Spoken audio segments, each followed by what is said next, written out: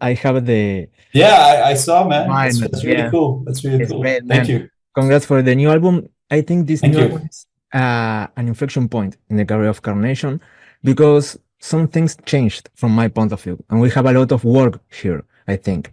Apart from being more brutal, for example, we can hear you singing in a melodic way. That is great for first time. We have 4 official videos, if I'm not wrong, when we were used to having 2 and a lyric video. And also the logo of Carnation changed. So apart from this, what more changed in the process of working since the band's last album? Because it feels like this time the band went for everything. Yeah, I mean, like you mentioned, a lot of things changed. So Yeah. it all started from the music. That's for sure. So after we released Where That Lies, we started working on new songs.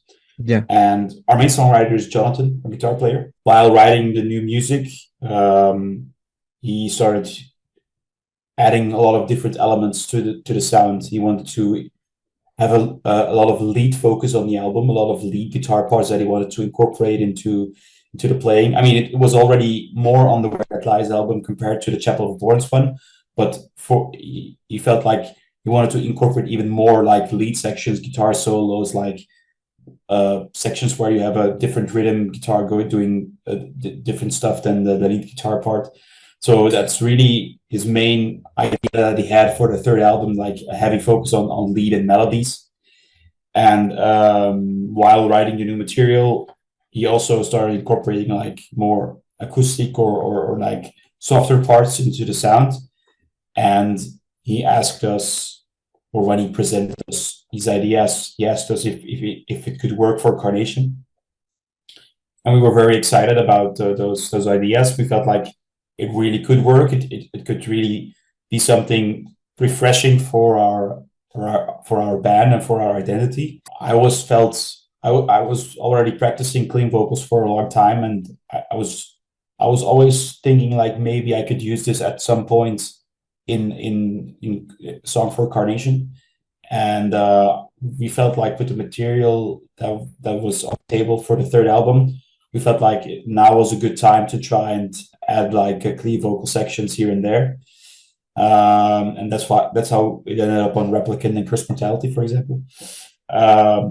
So it was like the music that was created presented the opportunity to start adding these new things. And then when we finally had the full album, when we had worked out like all the different parts, all the solos, all the vocal parts and stuff, that's when we decided like, hey,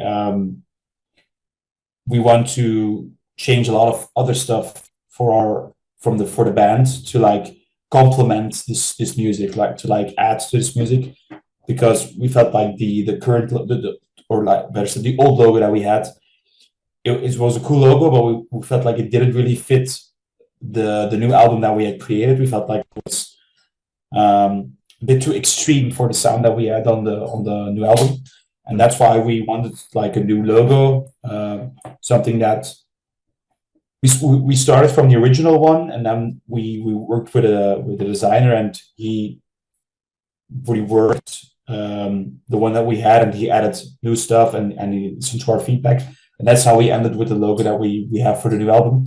And we really like it. We feel like it's still a death metal logo, like it's still like it still fits really well with our music, but it's a little bit more accessible, and it's not as extreme or brutal as the previous one. And that was the intention because it fits better with the music, in our opinion. The same with like our stage presence and stuff, and our outfits, and so we felt like we wanted to do something different for this album, and it's because we all wanted it to fit together like one big package, like the music, the logo, the stage look, and the music videos and stuff. So yeah, it all started with the music, and that's how all these things came to change. Perfect, man. Yeah, I think the same. It fits really well together.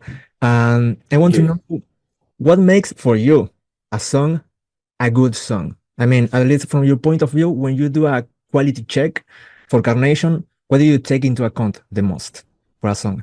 Oh, there's a lot of things that we try to think about when we are working on a song. Death metal can be a lot of different things, but something that is important to our death metal sound, I would say, is we still want it to be very catchy. We still want like to have a good hook or like a good chorus or something that's, I mean, it doesn't have to be like a sing-along or something, but it has to be like recognizable, and it has to have like a good climax at the right point. So if the chorus is catchy and it builds nicely into the chorus, that's something that we really find important in the music. We also really love a lot of tempo changes. So we try to use tempo changes to like create a surprise in the song, because we feel like it can be very interesting as for the listener to incorporate something that was not expected, and it can keep the attention of the listener. So that's something that we also use a lot, like a completely different tempo change or something. So those are kind of things that we look for in our music. What we try to do more now compared to before is that we want a good flow. So that can be contradicting, because a big tempo change can also disrupt the flow. But if you can do it in a good way, the tempo change, and it doesn't have to disrupt the flow, and it can create like the smoothness of the song, and while still remaining interesting by doing some different dynamics. So those are things that we try to do. Yeah, but there's a lot of other things that don't come to mind at this moment. So yeah. Cool, man, cool. And how do you feel singing melodic? Because it's a great idea, but do you think people wouldn't understand it, or were you sure it would work in a new album? I think a lot of people don't like it. I'm gonna be honest. I think there's a lot of fans that are very surprised and that really do like it, but I think a lot of old fans did not want this change. But I'm gonna be honest, the main reason that we wrote those songs is because we wanted to write them ourselves, and because we wanted to try and do something different that was refreshing for us, because we don't want to write the same album like 10 times in a row or something. And this felt like a fun thing to do for us, and to keep it fresh, and to broaden our sound, because we felt like death metal can sometimes be a little bit limiting, and we still love death metal, and we still love playing the death metal sound, and we still have a lot of pure death metal songs on the album, like Maruda and Cycle of Suffering. But we also wanted to be able to like show like, hey, we can also do this, and we want to be able to add more things to our sound, and to be able to diversify what we can do, or what we can produce. So that's the main reason that we did it, because it felt like interesting and fresh to do for us, and it felt like removing the limits of what our sound can be. And I mean, I hope a lot of fans that we had like it. I hope we can reach a lot of new fans that are really supportive of this change. But I also hope that the old fans that don't like the change, that they can also still recognize like, hey, they created 2 songs that they're not my cup of tea, but the album also has like a lot of other songs that are like really like the first 2 albums. So this band is, we don't want to disappoint the old fans. We still want to like give them what they're looking for in our music, but we also want to like diversify enough so that we can keep it broad enough for everyone. Yeah. Yeah, perfect. But do you think that you reach your max point on this, or you think that you're still evolving with your melodic voice? Oh, I think it's still gonna change. I think it's hard to predict it. We're currently already writing new material for a 4th album already, or for an EP. I don't know what's gonna be, but we're working on new stuff, and it's hard to say right now how it's gonna turn out. But we're just gonna let the music speak for itself, and we're just gonna see what comes out, and then we'll decide how we piece it all together. We really don't want to start out with like a formula or something. We just create what comes out of this naturally. We definitely will create other songs with clean vocals, but we will definitely also create other songs without clean vocals. So it'll go both ways. Perfect, man. Perfect.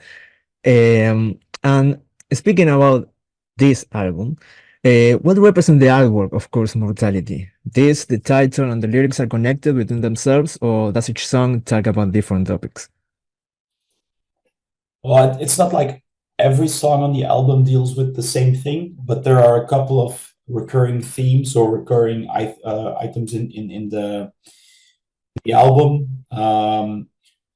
Like the title track, for example, Curse Mortality is about like reflecting on life and like looking back at past moments and thinking about those moments and did I make the right decisions? Did I make the wrong decisions? Am I happy with the person that I've become at this point in time? Do I have regrets or something like that? So it's about reflecting on life and reflecting on who I am and who I want to be, or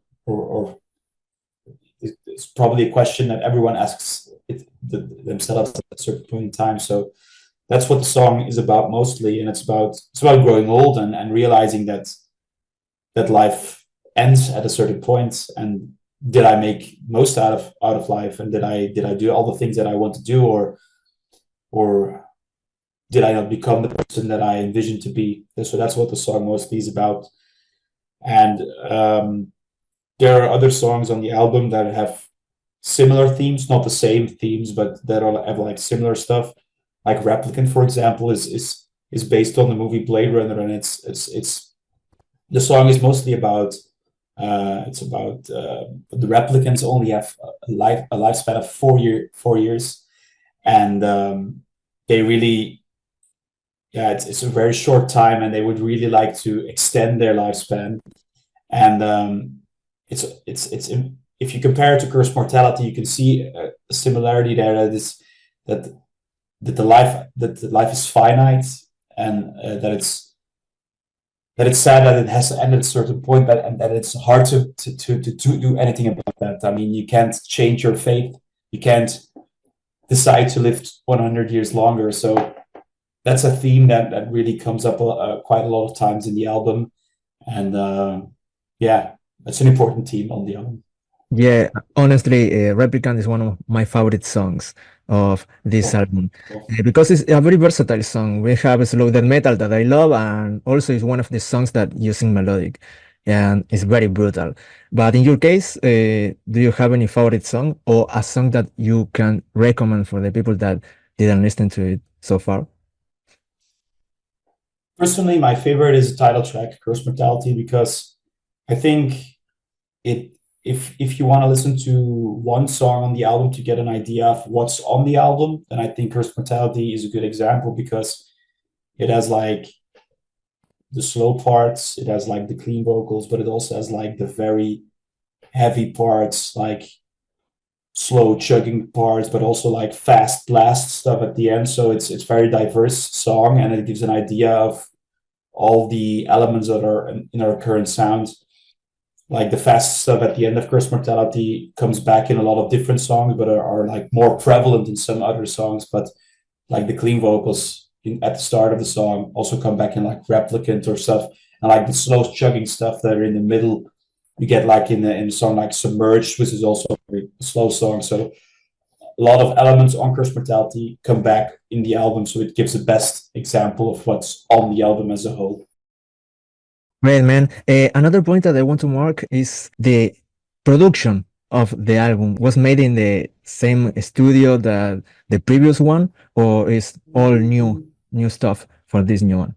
So we've been doing the album mostly ourselves, all the albums so far. So our bass player Jarne, he has his own studio, Project Hero Recording Studios, and we always just work with him. We try to keep it, try to do it ourselves a lot, because it's easier for time constraints. So you're not limited to like 2 weeks or 3 weeks in a studio somewhere. We like to really take our time and go for the best take. And like if it's not working today, then we'll do it tomorrow.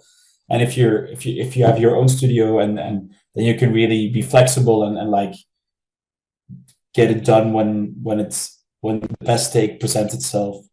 So that's why we went with Project Zero again, or with Jarda again, because we trust him a lot, and we can see that he does a lot of good work. So it's a convenient way for us to work. So yeah, that's why we decided to go with it. We did change studio, because so we did work with Jarda again, but he has a new recording room. There's a new place where he works from. So that was an upgrade for the album, definitely. Exactly, man. Sounds really great and very professional. Tell me about the shooting for the videos now. How were made Cycle of Suffering, Maruta, Replicant, and Cross Mortality videos? Yeah, so we did a lot of music videos for this album, because we've been noticing that there's a lot of there's been going more attention towards singles. So if we compare it to our previous albums, for example, we can see that the singles get a lot more streams and like attention and stuff. So we felt like we want to do more singles, so we can shine the spotlight on a lot of different songs, because we feel like there's a lot of songs on the album that could have been singles. So that's why we decided, we talked with Season of Mist, and we asked them like, hey, we want to do like 4 or 5 singles for this one. Is that a problem or not? And they said, no, go for it. And that's why we recorded 5 for music videos. I'm very happy with the decision we made. I mean, it's a lot of hard work, I can tell you that. It's a lot of planning and production, but it's cool to see the single come out and the music video come online, and like to get a visual idea of what the song should look like, or could look like, for example. And it definitely paid off, because the first single might get a lot of attention from those people, but then a different single will get picked up by other people. And at the end, if you've done 4 or 5 singles, then you're gonna have reached everyone with 1 or more singles. And then the album comes out, and the return really shows that a lot of more people get to listen to your album. So that's how we experienced it, and I'm happy that we did it. I can see other bands doing it as well, just doing more and more singles, because there's a lot more attention going to the singles compared to like the full album. Exactly. Even as Slipknot, they want to release more singles than albums, because in that way they can be more, active, as a band. And how about this collaboration with Andy LaRocque of King Diamond in the first song? How was your experience working together with them? That was actually like Jonathan, our guitar player, is like a massive Andy LaRocque fan. He's collector of all of the material that Andy has played on. So he has like a lot of vinyl and a lot of CDs and stuff from his work. And he said like, oh man, I would really like if I could do like a song with Andy, or where he's on it. And we managed to get in touch with him, and we had like a good spot on the song for another solo. And Jonathan's like, yeah, I'm gonna try and ask him if he wants to do it. And somehow he agreed, and he ended up on the song, and we're very happy with the solo that he added to the song. And I think it fits really well, and I think it's a good fit for the style of the song. So yeah, I'm very happy, and of course Jonathan is very, very happy with yeah, man, it was a really good surprise, and it fits really well with the first song. And okay, we are reaching to the end, and I want to know if you think that with this new album you can play here in Latin America in a complete tour, because we talked in the previous interview that you just played in Brazil, right? Just that country. Yeah, it's true. We did one tour in Brazil. Yeah, we did I think 8 or 9 shows in 2018, I believe.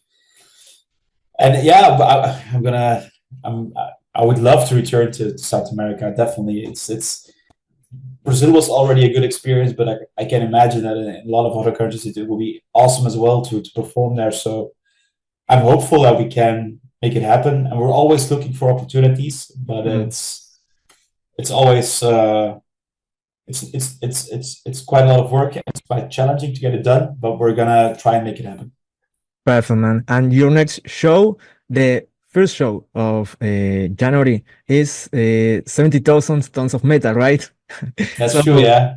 you ready for a show in the middle of the ocean?